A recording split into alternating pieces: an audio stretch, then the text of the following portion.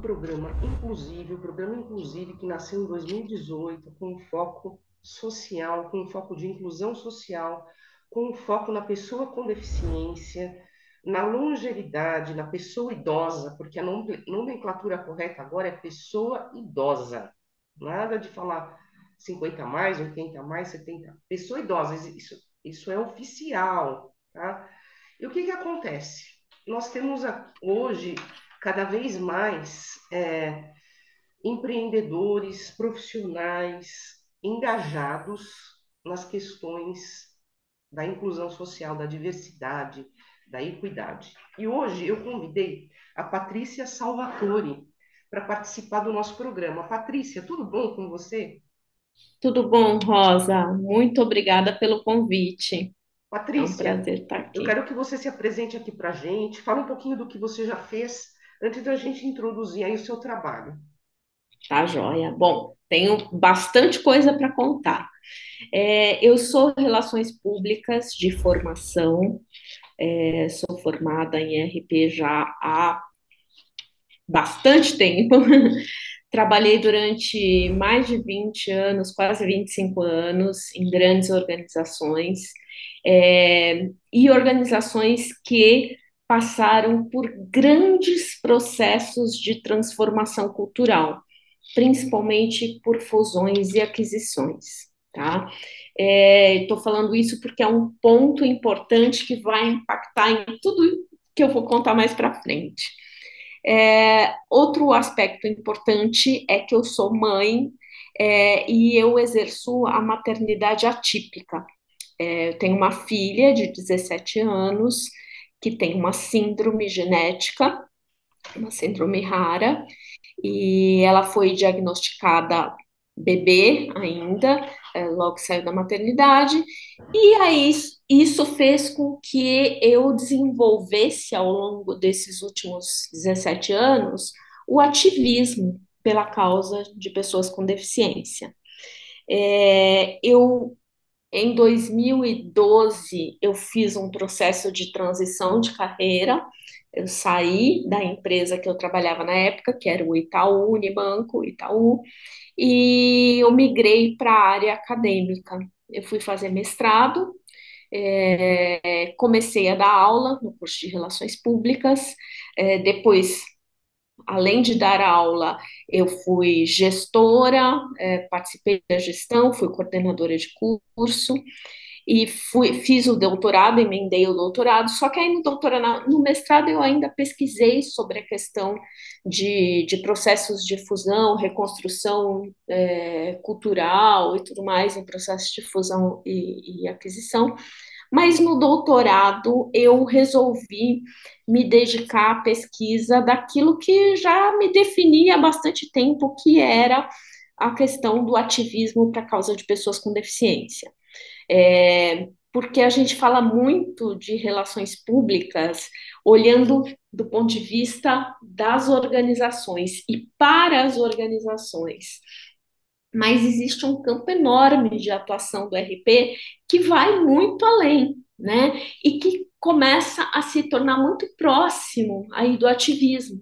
Né? A gente aprende lá atrás, na faculdade, eu aprendi que o ativista era um dos públicos com os quais o RP tinha que lidar, né? E geralmente aquela conotação de embate, o ativismo está sempre contra as organizações e tal, mas não, com o passar dessas últimas décadas, a gente vê que o trabalho de ativismo hoje em dia vem sendo feito muito com as habilidades das relações públicas e são áreas que se cruzam muito, né?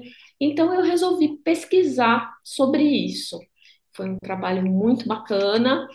A minha tese eu terminei no ano passado, 2021. Eu acabei concorrendo e fui finalista do prêmio Abrapcorp de teses e dissertações. Foi super legal ter esse reconhecimento, né? E nesse meio tempo eu fui morar fora do Brasil, voltei agora recentemente, e uma das coisas que eu planejava fazer era criar uma consultoria. Então, eu resolvi juntar todos esses aspectos da minha vida, porque em relações públicas a questão da diversidade já é muito forte, né? Dando aula também, eu já trabalhava bastante com isso, o meu ativismo, então eram várias frentes que hoje em dia eu concentrei tudo isso para trabalhar e criei uma consultoria em diversidade e inclusão, que E é a essa Mundo consultoria em Imperfeito. diversidade e inclusão, ela é a imperfeita. Mundo imperfeito. Mundo imperfeito. Exato. Na verdade, esse era o nome, é o nome do meu perfil, nas redes sociais, e era por lá que eu sempre fazia o meu ativismo, que eu já faço o meu ativismo, na verdade, oficialmente desde 2010, mas extraoficialmente desde 2005, quando minha filha Larissa nasceu. Por que que eu digo isso? Porque eu já fui construindo várias redes desde o momento que eu descobri, né, que a síndrome, porque aqui no Brasil quase não se falava Qual nessa síndrome síndrome. que é? É síndrome de Prader-Willi. É uma síndrome genética que tem uma deleção no cromossomo 15, um pequeno pedaço do cromossomo 15. Isso causa uma série de características na pessoa. A mais significativa, que tem um impacto maior, é a falta de sensação de saciedade. Então, existe uma compulsão alimentar que é fisiológica, a pessoa não consegue controlar. Claro, existem várias outras questões atreladas a isso, como atraso no desenvolvimento neuropsicomotor, dificuldade de aprendizagem, é, algum nível de deficiência intelectual, que é tudo um espectro, né? A gente fala que as síndromes, elas todas estão aí, a maioria delas está aí nesse esquema de É, espectro. Então, nós- tem características que tem mais, tem características que tem menos, tem inclusive características de autismo. Então, 50% das pessoas que têm síndrome de Prader-Willi estão dentro do espectro, né? Mas é uma coisa que, como é uma característica secundária, então o autismo ele fica meio de lado. né, é, nós temos hoje, segundo um estudo recente, o mais recente do IBGE, mais de 17 milhões de pessoas com deficiência, com algum tipo de deficiência. E dentro desse contexto estão crianças acima de 2 anos e até a população idosa. Antes a gente notava que existia um receio, né, muito grande dos familiares, dos amigos, de falar, né, sobre deficiência. É a tal da invisibilidade, né, invisibilidade social. Mas diante de alguns avanços que a gente precisa sempre também reverenciar, né, a Lei Brasileira de Inclusão, que também contribuiu para que essa invisibilidade fosse aí, vamos dizer assim, rompida de alguma forma, né? Tanto é que algumas síndromes, até mesmo essa que você está falando da sua filha, estão sendo lançadas luzes. Para quê? Justamente para contribuir para que outras famílias também entendam, às vezes, como proceder, como agir, quais são os seus direitos, entendeu? Agora, falando da sua consultoria, conta um pouquinho como é que é o seu trabalho. O que que você pode ajudar, por exemplo, uma pessoa que chega até você em busca de alguma assistência, de alguns caminhos? Conta um pouquinho. Tá, joia.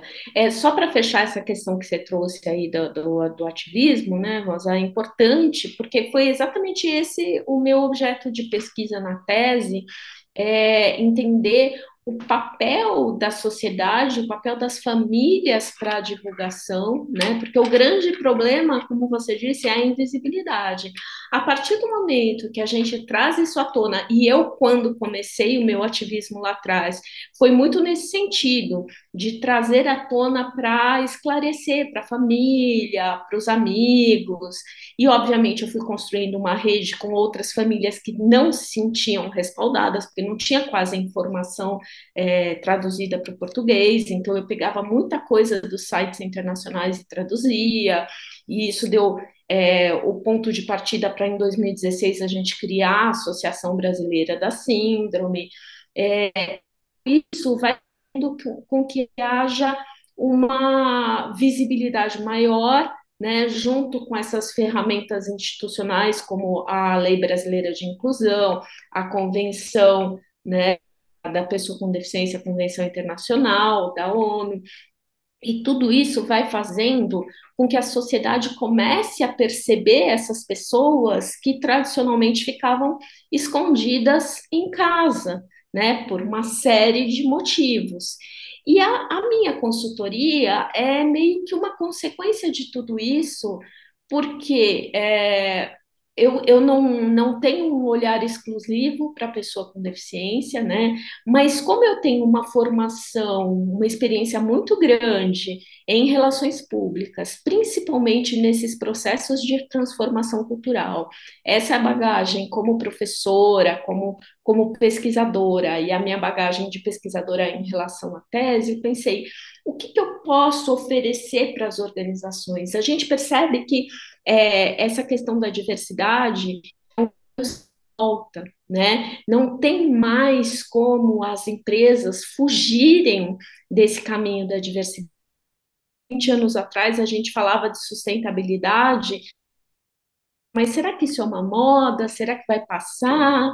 Né? E hoje a gente vê que não. É a empresa que não se adaptou e que não se adapta, ela está fadada às redes sociais e da superexposição que as empresas têm na mídia, mesmo que elas não queiram. Então não existe mais isso, não, eu não sei lidar com redes sociais, então eu vou ficar quietinho no meu canto. Não tem mais como. Você pode não querer estar lá, mas vão te colocar, né? E se você não estiver lá para cuidar, vai ser muito pior.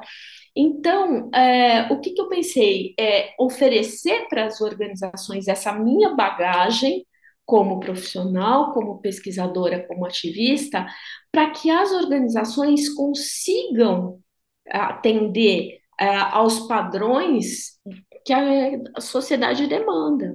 Então, hoje em dia, as organizações elas precisam ter um repertório, elas precisam ter uma interlocução nos seus relacionamentos pautadas pela diversidade. Aí, quando eu falo diversidade, eu estou falando de diversidade de gênero, racial, etária, a questão, né, de pessoas com deficiência, a questão da religiosidade ou da não religiosidade, ou seja, todos esses temas mega, ultra polêmicos que a gente vê dia após dia sendo citados na mídia, sendo colocados e sendo expostos, principalmente organizações sendo expostas por não conseguirem entender a sociedade que a gente está vivendo. Então, assim, o que eu ofereço para as organizações? O primeiro passo, né, é a empresa entender por que ela precisa disso. Né? Então, muita gente fala, mas é muito mimimi, é muito exagero e não sei o quê. Eu compro o meu papel ao pagar impostos, ao dar bons salários para os meus funcionários e tudo mais. Não, isso aí, essa fase já passou. Né? Então, a gente precisa entender o seguinte: não é só porque você vai ter uma transformação social, porque você vai fazer com que uma reparação histórica, né, para reduzir desigualdades, para buscar um mundo mais justo, não é só isso, né? Claro que tudo isso é muito importante, no fundo é essencial, mas a gente sabe que tem muita organização que ainda não consegue entender os meandros dessa importância. Então, assim, o que eu digo, existem questões todas as organizações são super adeptas, né? Por exemplo, as soft skills. Todo mundo procura por isso. Funcionários e funcionárias que tenham soft skills. Então, que tenham inteligência emocional, que tenham criatividade, que tenham pensamento crítico. Você quer criar ambientes colaborativos, você quer estimular a inovação. Tá bom, mas como você faz isso? Você não faz isso com um ambiente de pessoas iguais, de pessoas que sejam clones umas das outras. Porque é muito curioso quando a gente passeia, você vai almoçar em determinadas regiões, né, em determinados bairros que são muito, tem um fluxo muito grande de empresas, e você parece que você está vendo clones. Quando as pessoas saem para almoçar, são todas muito parecidas, os mesmos cortes de cabelo, os mesmos biotipos, as mesmas roupas, os mesmos sapatos, tanto homens como mulheres. É, Você escuta a conversa, as conversas são todas muito parecidas, né? Você entra num estacionamento e você vê os carros todos muito parecidos. Qual a chance de ter um potencial de inovação num ambiente desse? Né? Então, eu começo a provocar essa reflexão por isso. Se você procura por soft skills, você precisa de ambientes diversos, pessoas que tenham tido culturas diversas, formações diversas, histórias de vidas diversas. Né? Sem falar, lógico, em outras coisas que isso acarreta. A partir do momento que você tem pessoas diversas, você tem riscos muito menores, a organização tem uma redução de riscos, e a gente sabe que quando a gente fala de riscos, a gente está falando do impacto na reputação lá na frente, porque as crises chegam. Então, uma empresa faz uma campanha de marketing que tem um viés racista, por quê? Porque em momento algum daquele processo, aquilo passou por uma pessoa negra, né? Uma campanha machista, por quê? Porque as mulheres não tiveram direito à voz e à vez naquele processo. Né? Ou ninguém pensou que aquilo poderia ofender uma pessoa com deficiência, claro, porque não tinha nenhuma pessoa com deficiência no processo, e por aí vai. Né? Então, o primeiro ponto é mostrar para as organizações ganhos que elas podem ter a partir do momento em que elas aderem a esse caminho, e que é um caminho sem volta, tá? Muito Então, bem. Você pode relacionar alguma experiência recente com alguma dessas organizações? Ou bom, tenho mais alguns exemplos públicos, né, que a gente pode colocar aqui, que são casos que estão noticiados pela mídia. Por exemplo, a Oracle foi processada recentemente porque um fornecedor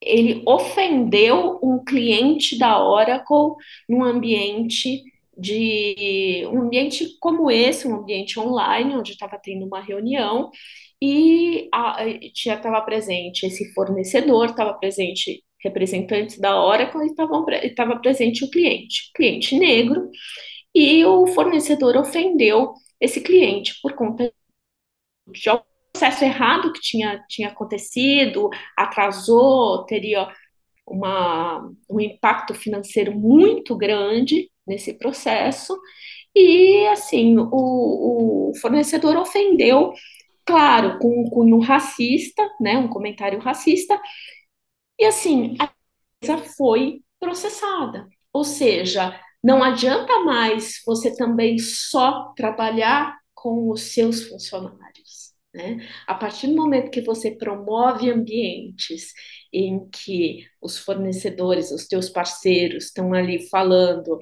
em seu nome ou num espaço que você promoveu, você acaba sendo corresponsabilizado por aquilo.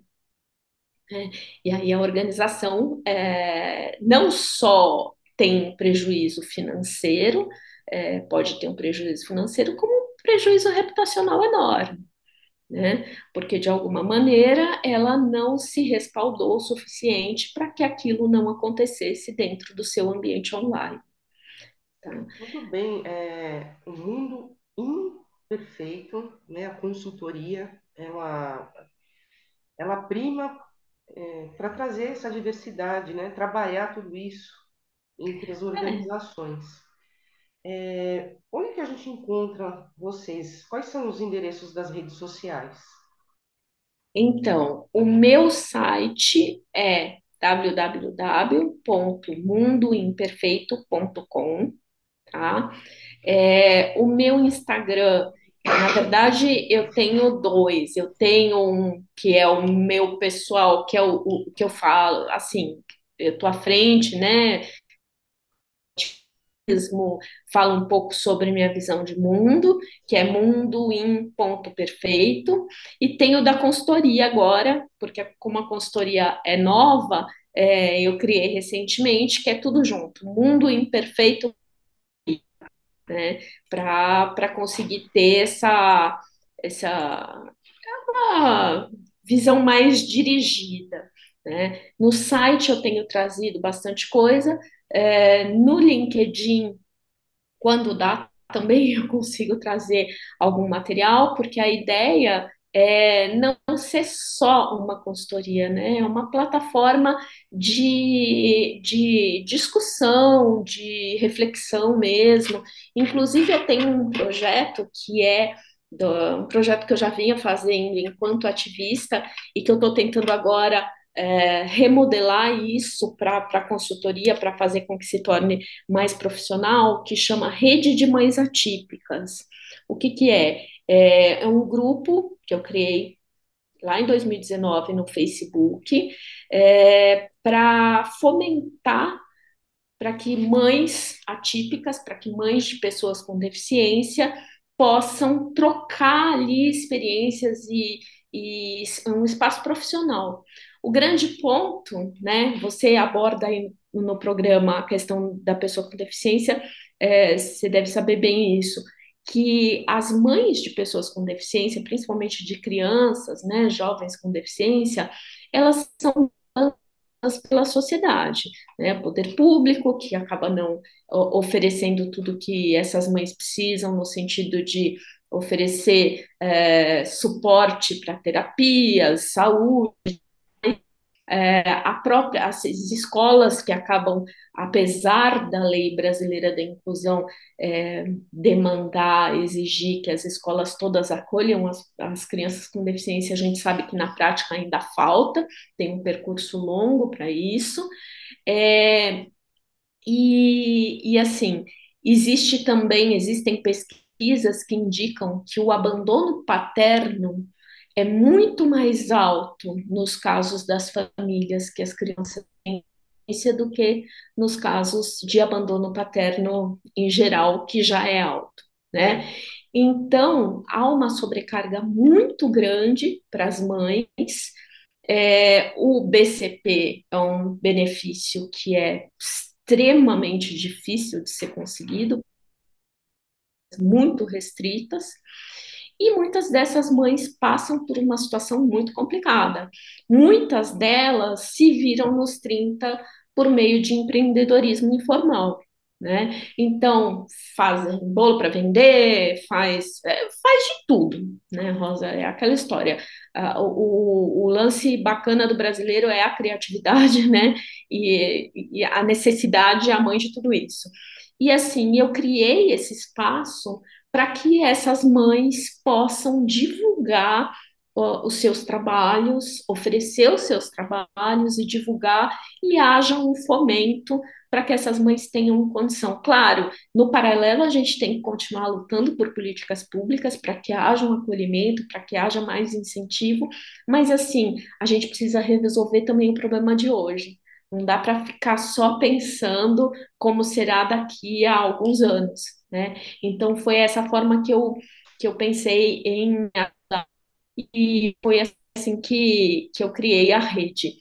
Eu tenho mil ideias para a rede de mães atípicas, que eu ainda não consegui tirar do papel, fazer encontros, promover realmente, né, aí um espaço para que as mães possam se desenvolver mais. Por enquanto é só um espaço de divulgação no Facebook, mas eu acho que com o tempo, inclusive com a própria consultoria, né, as empresas que têm vontade de investir nisso, tá aí um mercado bacana para incentivar, que é o das mães atípicas.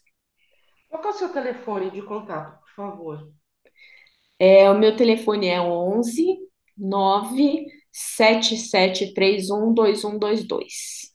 Muito bem, consultoria Mundo Imperfeito, Isso, www.mundoimperfeito.com. exato. Seguidores e ouvintes, vale a pena navegar, se inteirar desse trabalho, propagar esse trabalho. Olha quantos planos que a Patrícia tem aqui, né? Ela já expôs parte deles, né? Porque o tempo não é tão longo assim, mas parte deles, né? Só o fato dela querer reunir mães, né? Mães atípicas, para que haja uma troca, né, de informações, para que uma, de repente, aponte um caminho para outra. Enfim, esse intercâmbio, isso é uma grande contribuição, né? E, assim, eu agradeço novamente a sua participação, assim, você está aqui com a gente, e a gente pode voltar a conversar em outras oportunidades, quando você tiver mais alguns novos projetos aí concretizados, né? Porque eu percebo que assim você tem um brilho no seu olhar de otimismo, né? É uma bandeira que você está assim, tá empunhando aí com muito carinho, né?